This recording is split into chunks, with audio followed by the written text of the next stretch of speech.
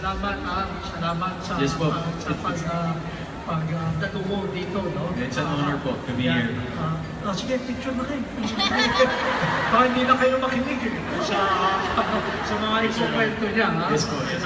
Okay, so kahit paano siguro narinig mo yung mga kwento ng buhay, ano? Yes po, kayo. Ikaw, no, of course, kilala ka rin as a celebrity, as entertainment industry.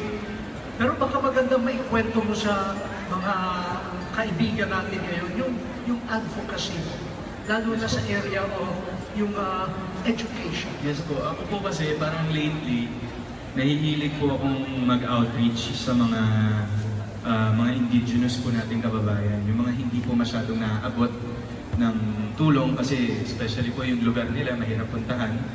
So recently po, parang 2 years ago, I celebrated my birthday po sa Bamban Tarlac with the AITAS po.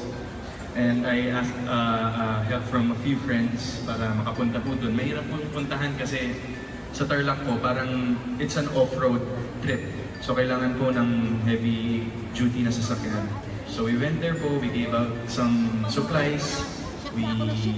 Tas pinakain din po namin yung mga AITAS. And what I noticed po talaga is the need for education, especially for the indigenous people. Parang on my part po, parang yun po talaga yung parang number 1 na kailangan bigyang pansin. Kasi yes po, may iba rin po tayong kababayan na nangangailangan ng tulong sa mga probinsya, sa mga urban areas.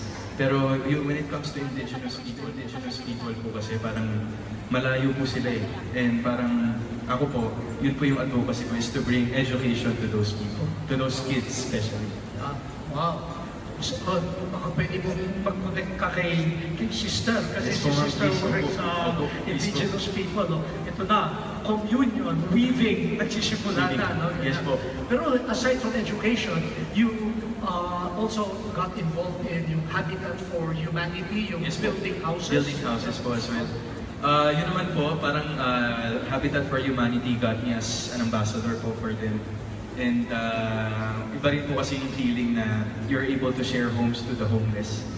Kasi parang yan po yung isa sa dentro sa mga number 1 problems ng country po natin as of now.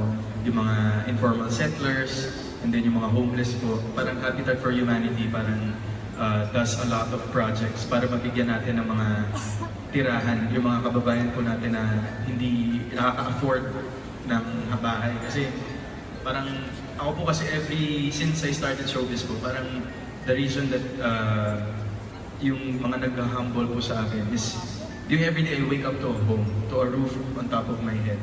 And how many people, how many less fortunate Filipinos are not able to have that privilege.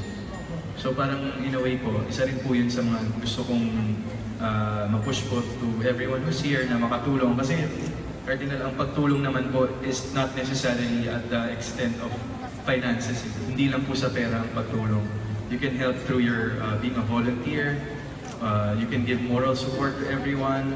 And pag sinabi po kasing charity, it's not always about sharing money to everyone. It's about giving out yourself for service. Yes, ayan hindi dahilan yung wala akong pera, wala akong may bibigay, but your presence, your hands, you know, yung sa volunteer work. It's the same worth po as of giving money, as of giving financial support po to everyone. Aside from itong yung mga advocacy mo, you cannot deny na